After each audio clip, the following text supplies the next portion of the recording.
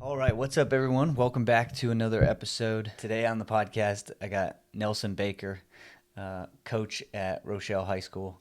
Um, Nelson, what's up? Dude, doing well. I mean, it's good to be back on the podcast. It's good to, kind of get more geared towards folk style wrestling. Obviously, the season's right around the corner. Um, this time of the year is just super, super exciting. Just happy to be here.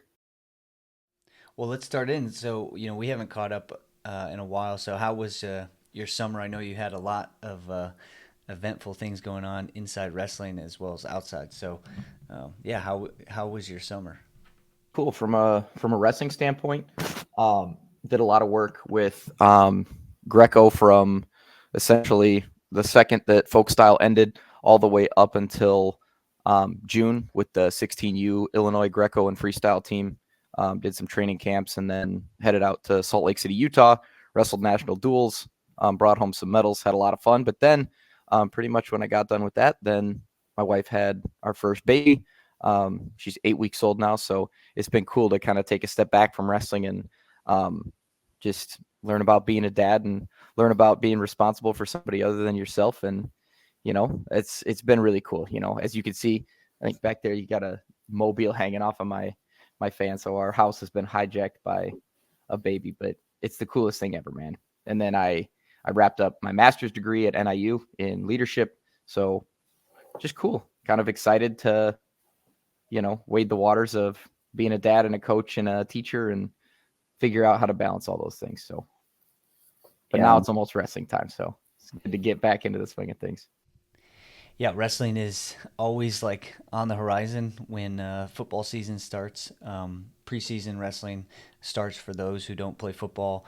Do you guys have any? I did see something you guys are starting up preseason open mats. Yep.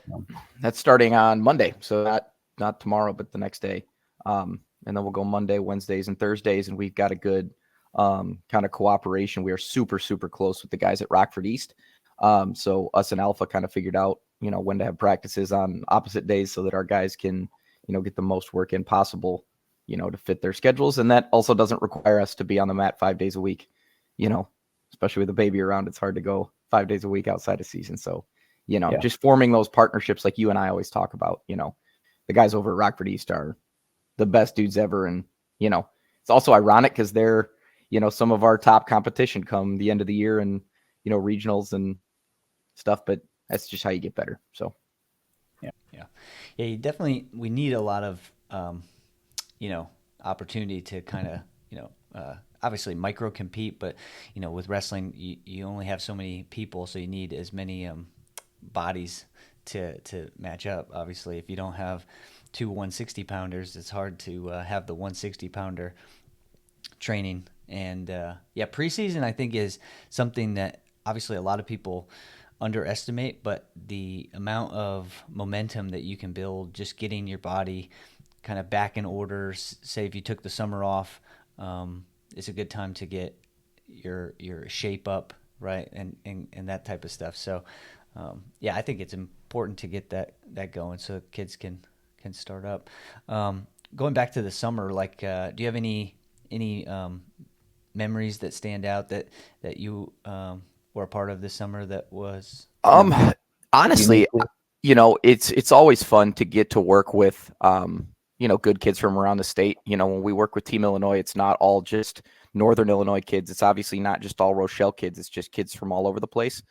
So I get to meet and interact with, kids from 1A. I get to interact and meet with kids from 3A, 2A. And at that 16U level, you get to know them and you get to build those connections. And I get to see them then, some of them are eighth graders, some of them are freshmen, but throughout their whole entire career. So not only getting to know those types of kids now, but also just getting to see them, around at the Flav and getting to see them at the state tournament, getting to see them throughout the year and follow them and give them a high five when I see them is just super, super cool. And then you make some connections with certain kids. Like there's a kid who's an incoming freshman at Marmion right now. His name's Aiden McClure.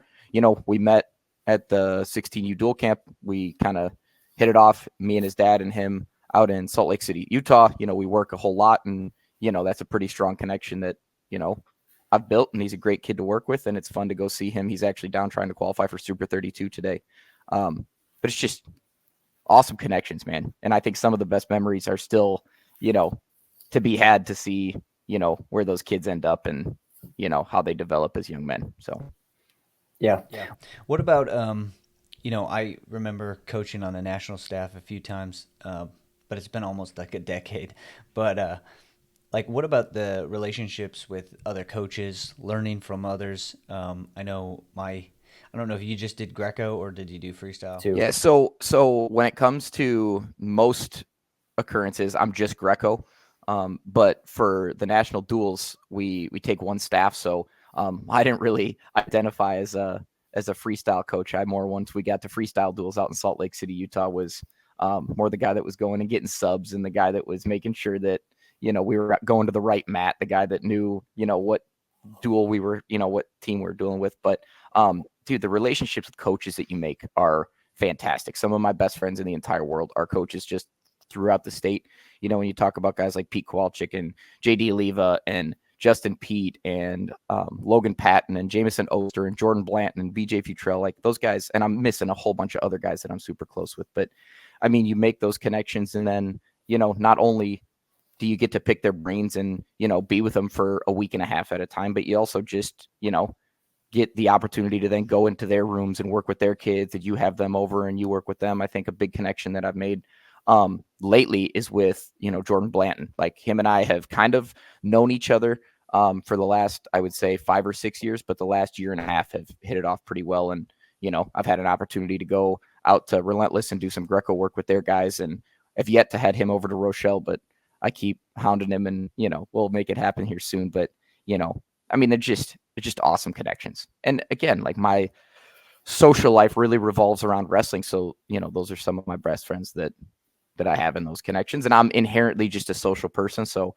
the more connections I can make, I try to make them. And, you know, wrestling is a small community, and it's really about who you know rather than what you know when it comes to collaborating and getting athletes together and getting coaches together, so on and so forth. When you get on the mat, it's definitely about what you know, not who you know. But from a coaching standpoint, it's connections are everything. So, And how many how many of your Rochelle wrestlers competed this off season? dude, a lot. So when we went out to Salt Lake City, Utah, Roman Villalobos was on the national team, the 16U national team. Caden Morris was on the junior national team that went out to, it was either Tulsa or Oklahoma City. I think it was Tulsa. Or I don't know. My wife is telling me I got headphones on. But then at Fargo, I think we had 9. We had 9 Rochelle wrestlers wrestling out at Fargo. So, I mean, you know, we had a whole lot of Greco guys. We had women's freestyle. I mean, it was super cool. I obviously wasn't there because the baby was born on the day that Fargo started, but, you know, trying to keep track of 9 people on my phone through Flow Wrestling was definitely a challenge. But I mean, to see where we've come from, you know, even 6-7 years ago, you know, before the team in 2018 made it to state and placed at state, I feel like, you know, Rochelle wasn't really on anybody's radar. And now, hopefully, you know, we're a program that people kind of look at and try to emulate as far as, you know, involvement and participation and, you know, engagement and commitment with wrestlers. Well, just going into a little bit of that, like thinking about the upcoming season. Last season you guys had a lot of success. Few individuals went to the state tournament. I think 5, right? 4 or 5. You had Villalobos.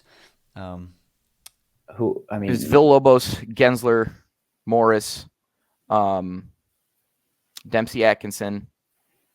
Who was Gensler? I'm missing somebody. Caden Morris. Caden. Yeah. Yep.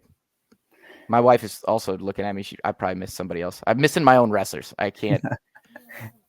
We'll get her 5. on. We'll get her in on the Yeah. audio. Whichever one of my wrestlers I'm forgetting, they're gonna rip me up later if they watch Gensler, this. But right? Gensler, Morris, Villalobos, Atkinson. Okay. Anyway. Yeah, but I'll those deal guys, with the how many? ramifications of forgetting. Yeah, our memories. How many of those Metzger. guys? Metzger. Yeah, It was Metzger. Metzger. there we go. Don't forget Metzger.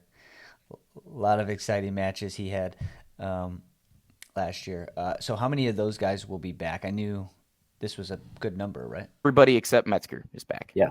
Yep. So That's something to build on now. Looking forward to that. Like, what are you most excited about? Not only getting back some very talented individuals, but what else about the season are you looking forward to? I am really looking forward to see how our guys who have put a lot of work in, that weren't, one of those five, how they kind of emerge as wrestlers and young men and women. So we've got a whole, obviously those guys that we just listed off, I have super high expectations for them. I expect them to be, at the top or near the top come February. But we've also got a ton of guys, like I referenced. We had 9 guys wrestling at Fargo, 9 people wrestling at Fargo. And I mean, you don't just sign up to go to Fargo. You go through a process. They've wrestled, at the U.S. Open. They wrestled at Central Plains. They wrestled at Freestyle and Greco State. They wrestled at Northern Plains. They wrestled at Fargo. They're wrestling all over the place. And again, I'm definitely going to miss some names, but guys like Freddie Hernandez, who was a match away from state last year, he's going to be coming, with a vengeance and something to prove. We've got a freshman, Aiden Lopez, who is coming up, a whole bunch of IKWF state qualifying accolades. I'm excited to see him get on a high school mat. Keegan Albers has become an absolute monster. A guy like Josh Lassiter, who is, I keep calling him a second-year wrestler. This will be his third year of wrestling, but I just wrestled with him the other day, and he gave me absolutely everything I could handle as a sophomore at 144. So, he wrestles all over the place. He makes sure that he goes, to every single workout that he possibly can. He's got a mat in his house. He's working super hard. And guys like Roman Villalobos and Brendan Voigt, who I don't think are probably new names to a lot of people in the area, but, they're now upperclassmen. They've got something to prove. They ended up staying home from the state tournament last year, and I think that, burned something in them. I just think there's going to be a lot of people that are wearing a big R on their chest this year that, people are going to start to take notice of that aren't necessarily the usual customers. So, I hope that the work that we're doing is able to kind of separate us from the pack. And, I more so care about, a lot of people have different philosophies for wrestling. And obviously the team results are super, super important. And that's kind of what the public and what the community sees. I'm really focused on the guys that have put in a lot of extra work. They've taken what we've said and they've taken it to heart, that if they want to see, progress in their competition, they need to be working outside of the season. They need to be working hard. They need to be eating right. They need to be lifting. They need to be running. And we've had a lot of guys do that. So, whether it happens or not, you can never predict, but I've got a hunch that it's going to be some pretty cool things come wrestling season. Yeah, I like to always, promote the saying of it's about the process. And, at the end of the day, it really is. Like, you have to engage in the process in order to have success. And worrying about the success is basically irrelevant if you're not engaging in the process.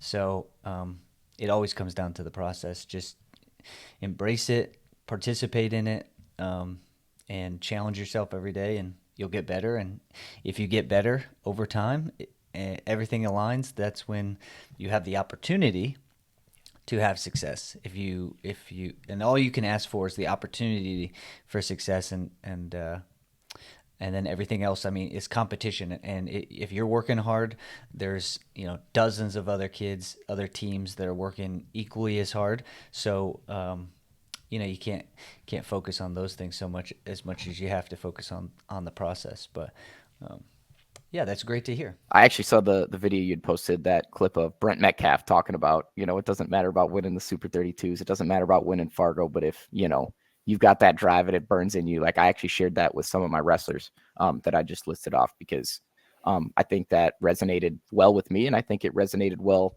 with them, or at least I thought, that it would. So, and we're getting to a point too where we had a whole bunch of new wrestlers over the last 2 years that came in and they committed a whole bunch of time, and they obviously lost some matches, right? Like, I wouldn't say lost a lot of matches, but definitely didn't have the success that they wanted, didn't have the success that, made them feel all nice and warm and fuzzy inside. And, when you're talking to a first or second year wrestler that's wrestling at a varsity level in Illinois in 2A, like, that level of competition is relatively high. And we just kept telling them, like, it's all right. You just need mat time. You just need mat time. You just need mat time. And now we're to the point where they've gotten so much mat time that I'm done using that excuse for them. Now it's like, you didn't do this, this, or this, or we can improve here, here, and here. And I think that's good for them to hear because, it's frustrating to lose a match and have your coach just pretty much say that guy's just been wrestling longer than you and he's just better. Like now, those guys have gone and done that, and having, grabbed them and rolled around with them, like they are that good. Now if they're losing, it's something that we can fine tune, and it's, not just, you just haven't defended a single enough times in your life to know what you've done. Yeah, I heard a good phrase about excuses, and a lot of times people say, ignore. I don't want to hear your excuses, but this phrase or this individual is talking about excuses being important, right? Make sure, like, excuses can be very good information. So, I lost because why? Why did you lose? I lost because I wasn't strong enough. All right, well, take that information and go get stronger. I lost because I didn't sprawl correctly and I gave up the takedown. All right, go work on your defense and your shot defense. Right. So be specific with your excuses and then go work on them. And I think it's important to have those specific things. That's why, like, emotions when you win or lose are often just things that distract you away from specific things that made you succeed or lose. Right? If you win a match, get very specific on the things that caused you to win and do those things over and over again and try to widen the gap between you and the rest. If you lose, be very specific with why you lost and go directly to the practice room, the training room, and work on those areas. The emotional reaction to the win or loss should only be used for energy. You can use anger and frustration as energy, and you can also use happiness, joy, and passion. So, kind of go into, I like this idea that we go into a little bit of a different topic around this concept because, one thing I hope to do is connect a little bit more with the parents of our local wrestlers because, wrestling is very emotional, and oftentimes our parents get so overly focused on the result that they don't understand or recognize that the only thing that they can control is their process, and that process sometimes isn't 2 + 2 = 4. Right? Some kids will train 8 hours a day, 7 days a week, and still not get to the highest level at the time in which you want it to happen. Sometimes you have to be more patient because whether they got started a little bit later or whether or not, like, just talk a little bit about your approach or maybe your thoughts on how to, what maybe if a parent was listening, what would your message be to them about the outcome focused approach? This, I'll speak to kind of our experience, but also just my thinking about, being a parent and wrestling anyway. We are extremely blessed at RTHS. We've got myself as a coach who was a college wrestler. We have Bruno, who's the head coach, who was a college wrestler. We have Hank Swallow, who's a college wrestler. We have Tyler Baker, who was a college wrestler. All of us finished college too. We didn't wrestle for a couple weeks and then it wasn't for us. Like, all of us finished out our college careers. And we also have a couple coaches who are just awesome people and great role models and know the sport of wrestling really well. And I think that energy comes off. And although we do have some parents who did wrestle in their, competitive careers, we don't have any parents that really think that they know better than us. Nobody's like screaming at us on the bench of what we should have done, and I hear horror stories from other wrestling programs. I hear horror stories absolutely from sports like baseball and football and basketball, where most parents played that sport, where, they don't like what's going on and they start trying to call the shots. Our parents are fantastic. I mean, we have our issues here and there, but they really treat us as the experts. They treat us as professionals, and they're really good at just, being mom and dad when the kids get off the mat. You know what I mean? And I think that's super important. And I think part of that goes back to understanding that we're going to tell the wrestler how to handle wrestling. You know what I mean? Like, your job is to make sure that you maintain a good relationship with your son or daughter, and that you understand and they understand that regardless of the outcome, everybody still loves you, right? Nobody just now writes you off and doesn't love you because you just lost a wrestling match. Even if you did something horribly wrong and you made the dumbest decision, you completely threw a match away. Like, we all still love you. We're in, for the development of not only that athlete, but that kid, that person, that, young man or that young woman after high school. So, when I look back at my relationship with my dad in the sport of wrestling, like, my dad was my coach pretty much forever. When I was born, he was the head coach of Byron, who won state that year. He was a 2-time IWCOA head coach of the year. He was the Illinois Greco director for over a decade. But every single time we were in a wrestling scenario, he was wrestling coach. But the second that we got in the car, the second that wrestling practice was over, the second we were at home, it was dad. And we didn't talk about wrestling unless I brought it up. If I in the car was pissed off about, what happened at that duel or what happened in that tournament or whatever, he would be more than willing to give his 2 cents as to what I did wrong, or he's more than willing to talk about wrestling, but he would never bring it up. You know what I mean? He really kept a good separation between church and state, right? He kept a good separation between coach and dad. And, I think that set a good example, for me as to how to be a father and a coach. But I think also, it's just a good example in general. I've had people, some of the coaches that I talked about, that I've made connections with throughout the state of Illinois respect my dad a ton. And they've, come to me and it was like, what was it like, being with your dad, as extreme about wrestling as you guys were? How did you ever separate it? And I know people have gone to him, as those coaches are trying to, start their own families. And I think he gives a lot of advice as to how to navigate those waters, but there's really no textbook. You know what I mean? And I know that when I pump this out on Facebook, I know there's going to be a lot of Rochelle parents that are, listening. And I just can't thank them enough for, being parent first and making sure that their, kids' needs are met outside of the wrestling mat. And that, how thankful I am that they allow us to handle the wrestling side of things, and with that comes support. I know that should something go down in the cafeteria, I know that there's about, 90 Rochelle parents that would have our back. You know what I mean? Like, it's not just like, oh yeah, he's the wrestling coach. I really do feel like we're one giant family, which is cool.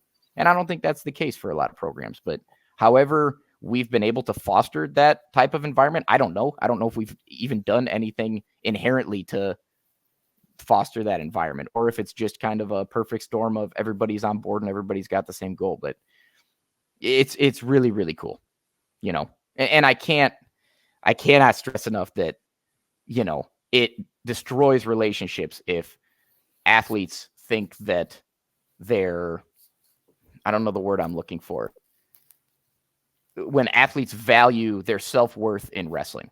You know what I mean? Like, at the end of the day, we are all people who wrestle. We are not wrestlers who are also people. You know what I mean?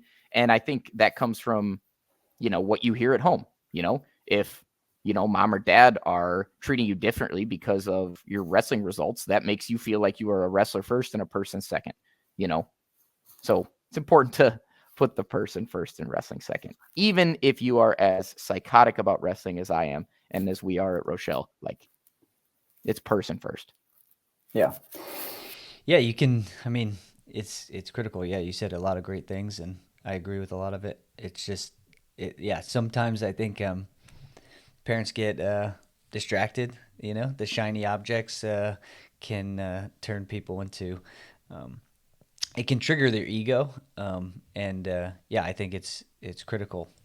What you said, that last point about separating, like, the idea that your self-worth is not tied to outcomes is super important, because as an athlete, the athlete themselves might confuse that or misunderstand that along the way because they're kids, and if I don't win, I'm not good enough, right? Like, personally, I went through that. Like, that's what drove me to want to win, but I never ever had to experience that relationship with my parents. My parents, whether I won or lost, my parents were oblivious to, or it never impacted their approach to who I was to them, and so that's it's incredibly important, because the sport is so brutal and so difficult, and to add that emotional, because everyone will have the down spots. No matter how good you are, you'll have an injury, you'll have loss, you'll have something that will throw a wrench into that relationship. And oftentimes I've seen so many people when that problem occurs, because that relationship with the parent and the child is dysfunctional, that's when the child decides to go the different route. Maybe stop participating. Maybe look for outlets outside of the sport to get their positive affirmations from, and we lose a lot of people. And personally, again, I'll say it again. Like, I think that the true value of wrestling comes from the process. Like, I think human development comes from consistent approach to discipline, uh, learning a specific activity, like mastering it. You apply yourself in every facet. You learn how to manage things. You learn how to, you put energy in your nutrition. You learn about you can't just put energy in nutrition. You have to learn about nutrition. You have to learn about what makes your body work at a high level. You have to learn about your mindset. You have to learn about meditating and how to get your mind to control your emotions. You have to learn about your physical body. Like, all of these things are connected to the process. And you really don't get the true value of the sport unless you are engaged in that process for a significant portion of time. And so when you create it about anything other than that, you actually set yourself up for not participating in that process, which will then not get the benefits that wrestling can get. And this is something that I've been talking a lot about lately, is like, you don't naturally get the benefits of wrestling just because you put on a singlet one time. A lot of times people think, well, wrestling does this. It's like, well, it has the opportunity to do that. It's a very, very beneficial tool, but if you don't use the tool correctly, you won't get the outcome that you say you're after. So, yeah, I appreciate what you just said, and it's very good. So. And two, that doesn't mean that, like, you're going to go through wrestling without, having some tough love. There are exceptions, but I don't think that tough love necessarily has to come from the parents. You know what I mean? There are definitely tough conversations that can happen between an athlete and a coach, but you're right. It presents so many opportunities, and wrestlers are hard enough on themselves. You know what I mean? I think a lot of times parents, will see a kid throw a match and then think that they need some extra tough love. Like, the tough love that's going on up here is already, if you're like me, very, very harsh. Yeah. Don't need to pile it on. Yeah, we don't need multiple critics. We already have. Yeah, wrestling attracts people who, at least a lot of the wrestlers are self-critical. They're very internally critical already. I laugh about it because I love golf. I think I'm a retired wrestler, but now going into a golfer. And golf is the same as wrestling in the sense that you're never good enough. And a guy told me the other day, he said, the game of golf is rented, never owned. And I think that that's an interesting concept, especially with wrestling, because you can have times where you're really successful wrestling wise, but like, you could get older and not take care of your body. You could take a summer off and get extremely out of shape, and you don't have it anymore. So it's one of those sports that it ingrains this mindset of things are never good enough, and you get I want to say addicted to the process of trying to perfect that craft. And over time, you have to have people around you to be mature enough to go, hey, I love that you're trying to be the best you can, but don't attach your personal value to whatever outcome it is. Go for it. Keep going. Keep trying. Keep working.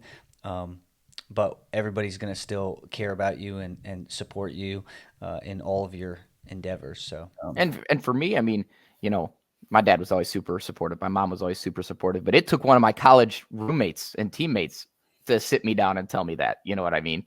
That, like, you are a person who wrestles. You are not a wrestler who is a person. Like, you are Nelson, the person who also wrestles. And that was something that, like, when I realized that, it was like an aha moment. Yeah. well, great, man. I think that's a good spot to end on. I appreciate you coming on and checking back in. I look forward to the rest of the preseason and going into Super 32 preseason nationals.